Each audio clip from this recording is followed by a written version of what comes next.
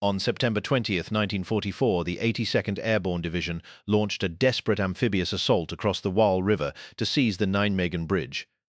With only 26 flimsy canvas boats, the paratroopers crossed 400 yards of swift, icy water under heavy German fire. Half the boats sank before reaching the far shore, yet the survivors rallied, killed more than 50 Germans near the landing site, and by nightfall had secured the north end of the bridge. The capture of the Nijmegen Bridge was a crucial victory, but it came too late to save the British at Arnhem. But the story of that assault begins 3 days earlier, with the largest airborne armada ever assembled. It was September 17, 1944, a remarkably beautiful late summer Sunday. Along a 50-mile corridor from Eindhoven to Arnhem, the sky grew dark with a fecund cloud of planes and gliders, the largest airborne armada the world had ever seen. Thousands of Dutch civilians, many strolling home from church, stopped to crane their necks at the spectacle. German soldiers, enjoying a rare day away from their posts, watched too until the first parachutes blossomed and the reality of invasion hit them. At a cottage only 9 miles west of the American drop zones, General Kurt Student, the commander of the 1st Parachute Army, sat at his desk. The man who had pioneered German airborne warfare was watching the Allied armada fly overhead. It came, he later wrote, as a complete surprise. The Germans had not known September 17th would be anything but another occupation Sunday. That same afternoon, Field Marshal Walter Model was dining at a hotel in Oosterbeek, only 2 miles from where British paratroopers were about to land. The operation was bold, perhaps too bold. The Allies aimed to seize 5 major water obstacles in a single day, punch a narrow corridor deep into German-held Holland, and cross the Rhine at Arnhem. If it worked, the war might be over by Christmas. If it failed, the consequences would echo for months. The story of those 71 days of fighting begins with a single question: could the plan survive its first hours of contact with the enemy? Near Wegel, the 501st Parachute Infantry came to earth with near-perfect accuracy. Within 3 hours, Colonel Howard Johnson's men had seized all their objectives: the bridges over the Willems Canal and the AA River. The Dutch civilians went wild with joy, crowding the streets, handing out flowers, and singing patriotic songs. The paratroopers had to organize their defenses around the ecstatic crowds, gently pushing the well-wishers aside so they could set up their machine guns. Farther south, the 506th Parachute Infantry, under Colonel Robert Sink, assembled rapidly near the village of Zonn. Their objective was the highway bridge over the Wilhelmina Canal, a vital link in the road to Eindhoven. Major James Laprade's battalion swung west to approach from the flank, while the rest of the regiment moved straight down Hell's Highway. The concrete span was less than 100 yards away when the Germans touched off their demolitions. The bridge went up with a roar. Debris rained down on the paratroopers as they rushed to the canal bank. Major Laprade jumped into the water with a lieutenant and a sergeant and swam across, while other men found a rowboat and began ferrying squad after squad to the far bank. Engineers worked through the night to rig a shaky footbridge, but the entire regiment was not across until nearly midnight. The ground advance that depended on that bridge would have to wait. The delay had begun. Near Grave, the 82nd Airborne Division under Brigadier General James M. Gavin landed with even greater precision. One company of the 504th Parachute Infantry secured the big highway bridge over the Waal River in less than 3 hours, cutting demolition wires and silencing a 20mm flak gun with a bazooka round. The Germans had planned to blow the bridge only on the orders of their corps commander, who was not present. The span fell intact into American hands. Gavin had a different worry. His intelligence staff had received reports of German armor massing in the Reichswald, the great forest just across the Dutch-German border. If panzers came rolling out of those woods, they could overrun the drop zones and cut off the division. Gavin ordered the 508th Parachute Infantry to seize the high ground around Groesbeek first, and only then to move on the Nijmegen Bridge. Dutch civilians told the paratroopers that the armor reports were false. The woods were empty of tanks, but Gavin could not take that risk. The consequences of that caution were immediate. One battalion of the 508th was to attack the Nijmegen Highway Bridge, but not until the high ground was secure. By the time the paratroopers reached the edge of the city, German SS reinforcements had arrived at the Kaiser Karel Plan. The chance for a cheap, rapid capture of the bridge had passed. The 82nd Airborne held the Maas Bridge and the Groesbeek Ridge. But the prize that mattered most, the crossing over the Waal, would have to wait. North of Nijmegen, the British 1st Airborne Division had its own troubles. The drop zones were 6 to 8 miles from the Arnhem Bridge, chosen to avoid flak concentrations near the city.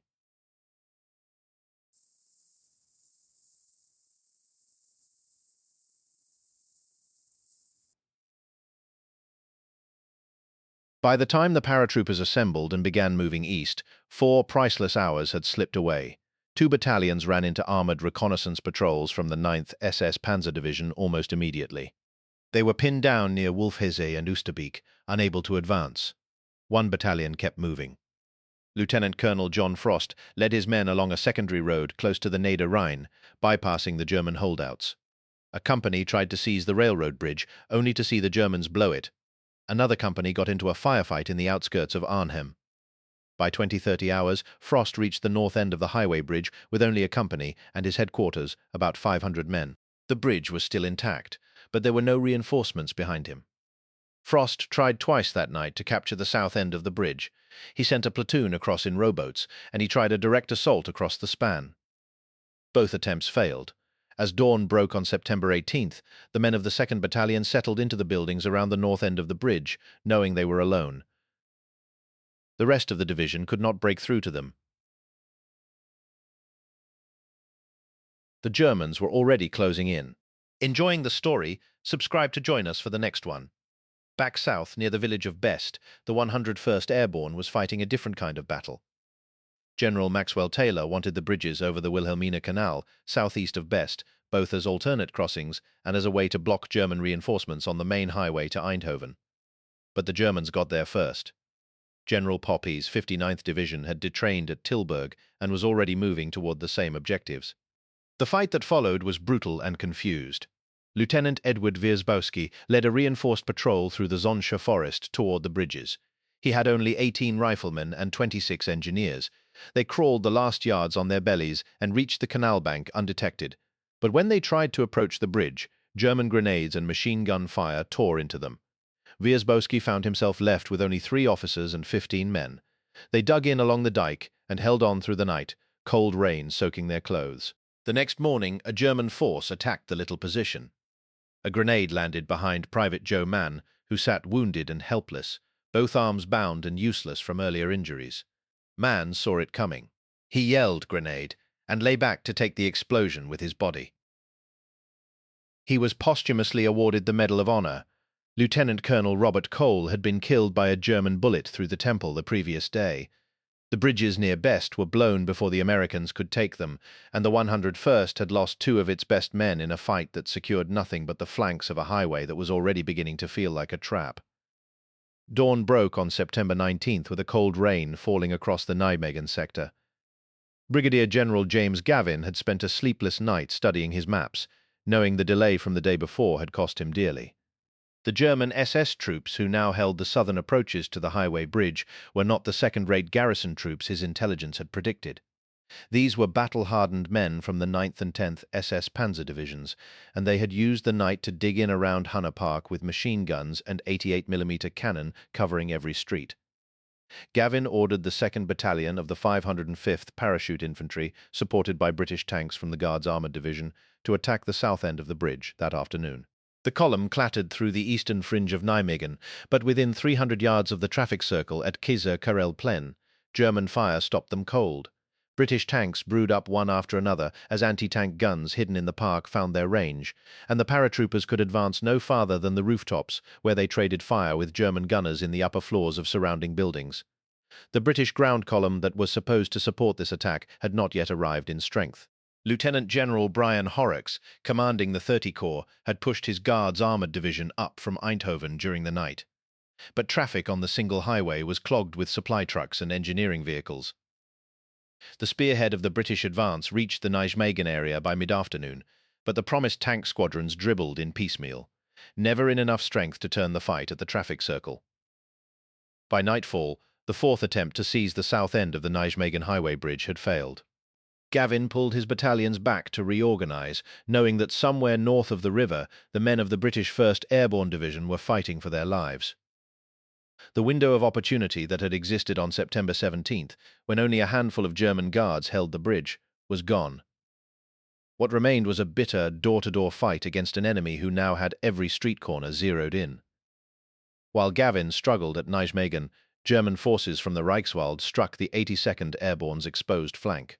The attack hit hardest near the villages of Mook and Reethorst, where the 505th Parachute Infantry held a thin line covering the vital Heumen Bridge over the Maas-Waal Canal. At 1100 on September 20th, German artillery and Nebelwerfer rockets tore into the American positions, followed by infantry from the 6th Parachute Division's training battalions, supported by a handful of tanks. The two platoons holding Reethorst were outnumbered from the start. They fell back to the high ground of the Kiekberg, a steep wooded hill north of the village, where they rolled grenades down the slope at the Germans climbing toward them. At Mook, the situation was worse. The Germans overran the outposts by mid-afternoon, and for a few hours nothing stood between them and the Heumen Bridge except a single company of paratroopers and a growing sense of panic. Gavin arrived at the scene to find the line crumbling. He sent a messenger to the Coldstream Guards Group, the British Reserve, begging for tank support. But before the armour could arrive, the battalion commander, Major Talton Long, committed his own reserve, 2 platoons of infantry that had been resting behind the line. These men filed into the gap at Mook, and with 6 British tanks that finally clanked into position, they launched a counterattack that drove the Germans back through the village by nightfall. The cost was high: 20 dead, 54 wounded, and 7 missing from a single battalion. But the Heumen Bridge was safe, and the Germans had been denied the one prize that could have cut the supply line to Nijmegen. Yet the fight had consumed units that Gavin had hoped to use for a fresh attack on the Nijmegen Bridge, and the Reichswald, empty of tanks on September 17th, was now a hornet's nest of German reserves that would have to be watched every day going forward. On September 20th, Gavin told the commander of the 504th Parachute Infantry, Colonel Reuben Tucker, to prepare an amphibious assault across the Waal River. The plan was audacious. 3 battalions would cross 400 yards of swift, icy water in flimsy canvas assault boats, seize the north end of the Nijmegen Highway Bridge, and open the road for the British tanks that were massing on the south bank. The boats were late, arriving only 20 minutes before the attack was scheduled to begin, and there were 26 instead of the promised 33. At 1500 hours, the artillery preparation began. Smoke shells and high explosive pounded the north bank, but the wind was wrong, and the smoke screen blew apart before it could settle. The men of the 3rd Battalion, commanded by Major Julian Cook, lifted the plywood and canvas boats onto their shoulders and waded into the current. German machine guns and 20mm flak pieces opened up from the north bank and from the towering girders of the railway bridge upstream, tearing the thin hulls of the assault boats to shreds. Half the boats sank before reaching the far shore. One craft took a direct mortar hit 20 yards from the bank and capsized, spilling its men into the water. Private Joseph Jedlicka, loaded down with an automatic rifle and heavy ammunition, sank to the bottom in 8 feet of water. He held his breath, walked across the riverbed, and came up on the north bank, still carrying his weapon. Around him, men vomited from exhaustion and swallowed water, but they stumbled forward through the mud, firing from the hip. The survivors, spread across a quarter-mile of open ground, rallied individually to the occasion.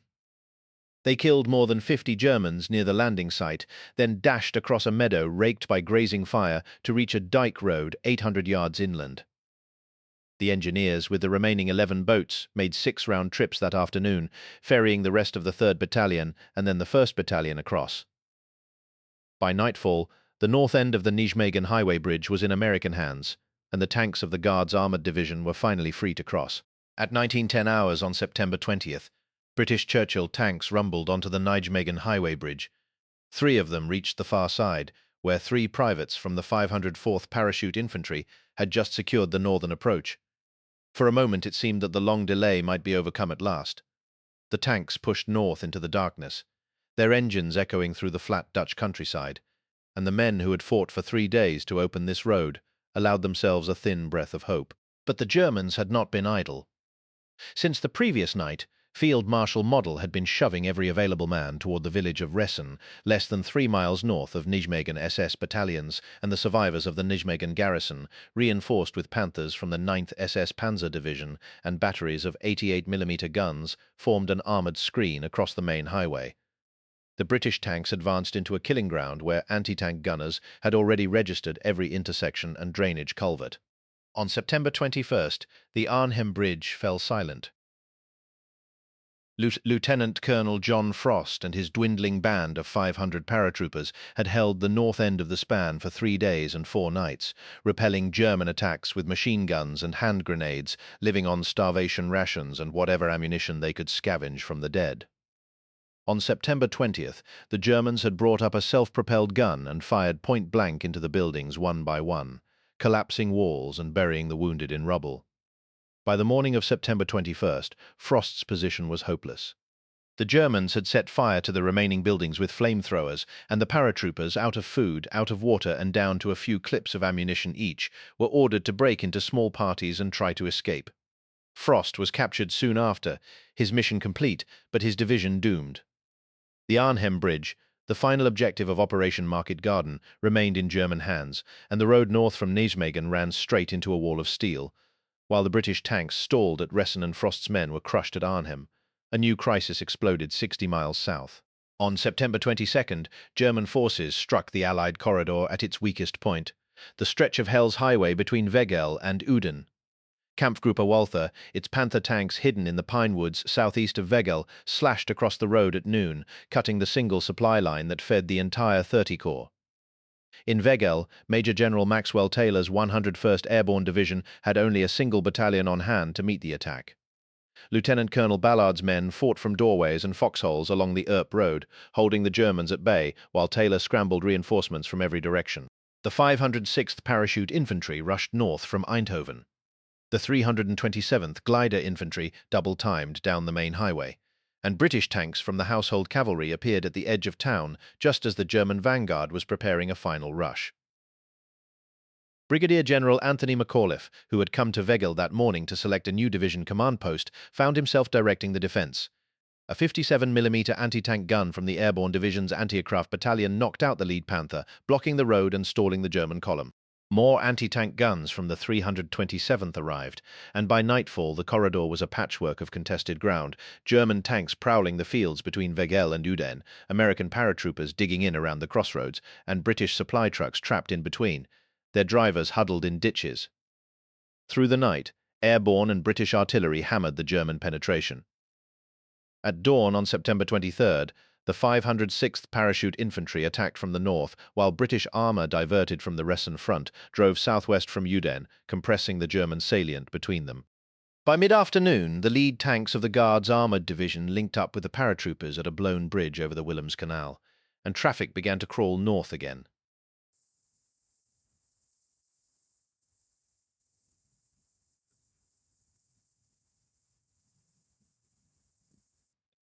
The road was open, but the message was clear. The corridor was a brittle, slender thing that could be snapped at any moment by a determined enemy. The last hope for Arnhem died on September 25th. The Polish Parachute Brigade had managed to cross the Neder Rhine in assault boats on the night of September 23rd, but fewer than 200 men reached the British perimeter at Oosterbeek. The rest were driven back by German machine gun fire that swept the riverbank. General Horrocks, commanding the 30 Corps, ordered one more attempt by the Dorsetshire Regiment, but the Germans had reinforced the north bank with tanks and infantry, and the Dorsets were cut to pieces before they could form a cohesive position. At 09:30 on September 25th, Horrocks met with the British Airborne Corps commander, General Browning, and agreed that the fight was lost. The survivors of the 1st Airborne Division, reduced to a perimeter less than a mile wide at Oosterbeek, would be pulled back across the river that night. The order was passed through the shell-pocked houses where the Red Devils waited, hungry and hollow-eyed, their ammunition nearly gone, and their dead lying unburied in the gardens. The evacuation began at 21:45 in a cold, driving rain. British artillery laid down a protective curtain around the perimeter, and the men wrapped their boots in rags to muffle the sound of their footsteps. In groups of 14, they crept to the riverbank where engineers waited with assault boats. Some men swam across, weighed down by exhaustion and the cold.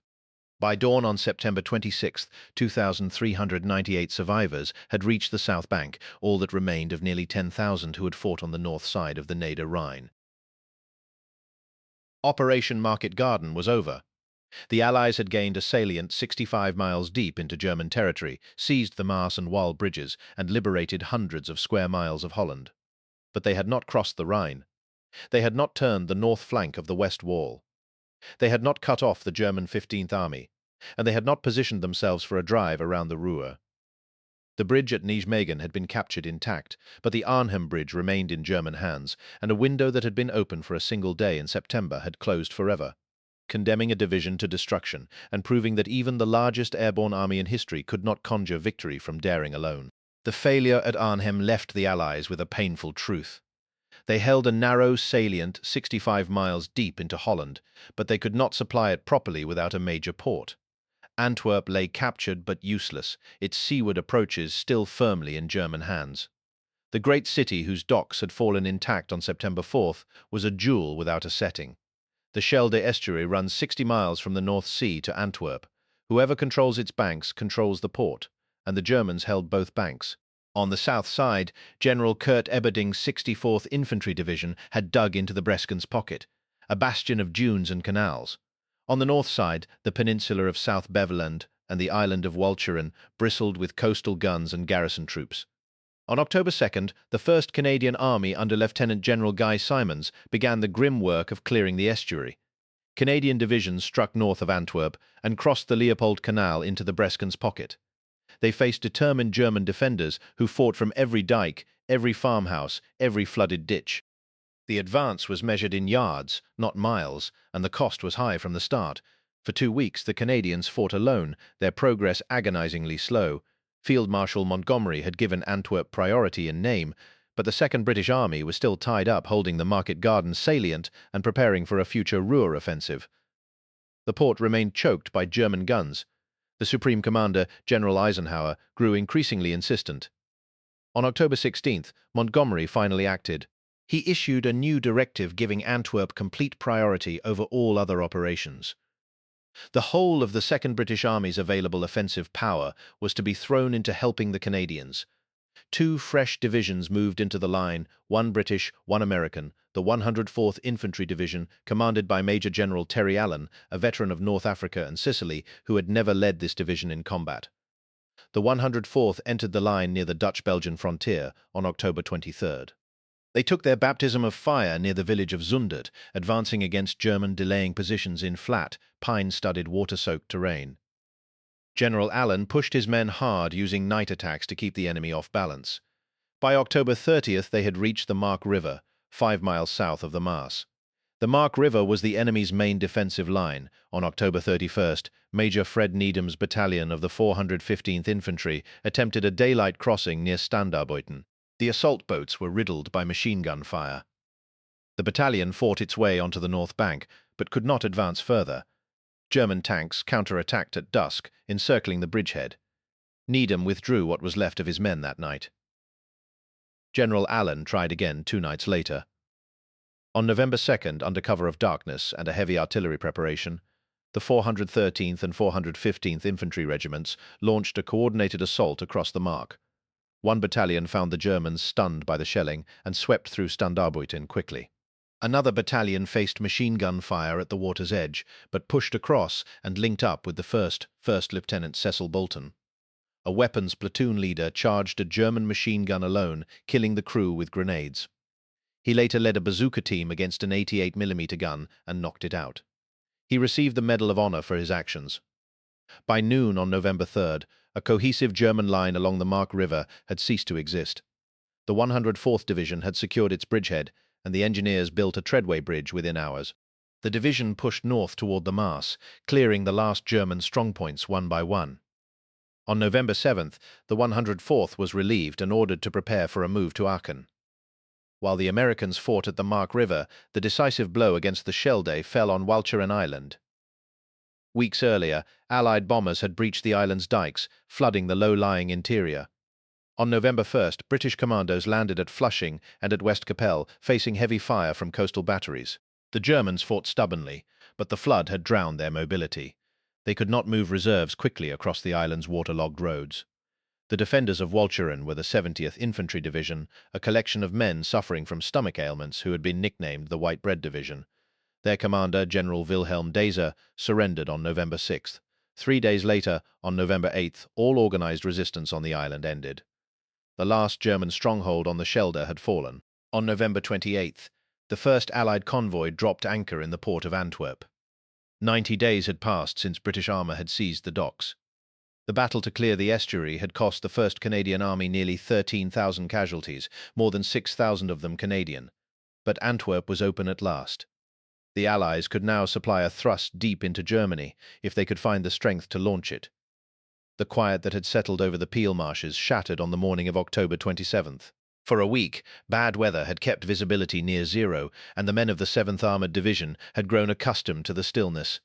At 06:15, a 40-minute artillery preparation erupted across the American line. The German 9th Panzer Division and 15th Panzer Grenadier Division struck hard at the junction of the Dern Canal and the Noorder Canal, centered on the village of Meigel. Major General Lindsay Sylvester's division was stretched thin along a 30-mile front. The blow came as a complete surprise. A single troop of cavalry from the 87th Reconnaissance Squadron was quickly overwhelmed and forced from Meigel. The Germans pushed northwest toward Aston with alarming speed. At Heitrack, along the Meigel-Dern highway, another cavalry troop was driven back. Sylvester rushed reinforcements to block the advance, but by nightfall the 7th Armoured had lost several miles of ground. On October 28th, Sylvester ordered counterattacks. General Richard O'Connor, commanding the British 8th Corps, had authorized pulling Combat Command B out of its bridgehead to create a reserve. Brigadier General Robert Hasbrouck, CCB, struck southeast along the Dern-Meigel highway, while a task force from Combat Command Reserve drove down the Aston Road. The Germans had not sat idle overnight. The 9th Panzer Division shifted its weight south and center, while the 15th Panzer Grenadier Division consolidated around Heitrack and Liesel. Both American thrusts ran into minefields, anti-tank guns and tanks firing from concealed positions. The task force on the Aston Road was pushed back nearly halfway to the village by concentrated fire. By October 29th, the situation was critical. Hasbrouck's men were forced out of Liesel, opening 2 more roads for the Germans to exploit. One led directly to Aston, threatening to cut off the entire task force. With no reserves left, Sylvester watched the line bend but not break. That same day, O'Connor ordered the British 15th Infantry Division to begin relieving the 7th Armoured forward units. Field Marshal Montgomery himself had intervened, transferring the division from the Scheldt campaign to stem the penetration. The relief arrived just in time to prevent a breakthrough. On October 30th, General Omar Bradley arrived at the 7th Armoured headquarters. The meeting was brief and its outcome final. Sylvester was relieved of command, and Brigadier General Hasbrouck was promoted to take his place. The change came as the British division took over the fight at Liesel, and the line began to hold. For 2 weeks after the relief, the front in the Peel Marshes remained relatively quiet. Field Marshal von Rundstedt had ordered the German attack halted on October 29th, recognizing that further gains were not worth the cost. Both sides dug in and licked their wounds. On November 16th, the Germans abandoned Meigel without a fight. The British 12th Corps had begun driving northeast from the Nederweert-Wessem Canal, threatening their rear, while the 8th Corps pressed south from Venray. The pincer movement made the German position in the marshes untenable, and they pulled back toward the Maas. The clearance of the Peel Marshes was slow and methodical. Engineers bridged canals, infantry cleared wood lines, and tanks advanced along the few usable roads. By the end of November, the enemy had been pushed back to the east bank of the Waal River almost everywhere. On December 3rd, the last pockets of German resistance west of the Maas were eliminated. The British 8th and 12th Corps had finally erased the enemy holdout that had plagued the Allied flank since September. What had been intended as a quick sweep with a single American division had required 2 full corps and more than 2 months of hard fighting. The climax of this long, grinding campaign was not a dramatic charge or a heroic last stand. It was the quiet realization, as the first week of December ended, that the flank was finally secure. From Antwerp to the Maas, the 21st Army Group held an unbroken line, and the port of Antwerp was open and working. The strategic foundation for the final drive into Germany was at last in place. As for the men who had fought in Holland, their paths diverged after the war. General James Gavin continued to serve in senior military and diplomatic roles. Maxwell Taylor later held high office in the U.S. government. Brian Horrocks remained in the army and wrote about his experiences. John Frost survived his captivity and returned home. Lieutenant Edward Wierzbowski survived the war. Private Joe Mann was awarded the Medal of Honor posthumously, his memory honored by a Dutch memorial in the Zonch Forest. First Lieutenant Cecil Bolton survived the war and was awarded the Medal of Honor for his actions at the Waal River. Private Joseph Jedlicka, who walked across the Waal riverbed under fire, also survived the conflict. The Peel Marshes campaign is not one of the famous battles of the war. It lacks the drama of the airborne landings and the desperation of the Arnhem Bridge, but it illustrates a truth that every soldier comes to know: most of war is not glory. It is grinding, miserable work in the mud and the rain against an enemy who yields no ground cheaply. The men who fought across the dikes and canals of Holland in that autumn understood this truth. They fought for a road they called Hell's Highway, for a bridge they took at the cost of 200 lives in half an hour, for a port that took 90 days to open. They did not always win, but they kept fighting, and in the end that was enough. If you have any family stories, letters or photographs from the fighting in Holland during the autumn of 1944, we would be honored if you shared them in the comments below. We read every one. If you enjoyed this documentary and want to see more stories like it, please subscribe to the channel and give this video a like. Your support makes these films possible, and we are deeply grateful for every one of you who takes the time to watch and remember. Thank you.